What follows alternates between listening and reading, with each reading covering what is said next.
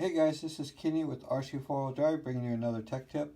What we're going to talk about today are scale shocks, and we get a lot of questions of whether they need oil, what weight do I use. It all depends on the shock that you're using. Now this particular one is a scale shock. It does not take oil to fill the shock body for your suspension. This runs an internal spring.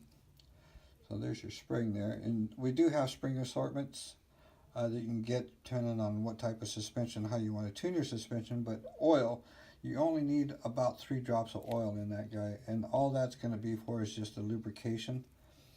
So about 3 drops, put that in there, put your spring back in, screw this guy back down,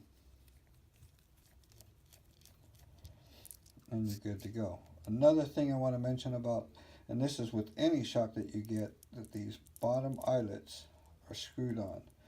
They can't come off, they can't vibrate loose. So what you want to do is a little bit of blue Loctite on those threads, put them back together, and if you can, let it sit overnight to cure up, and you should be good to go.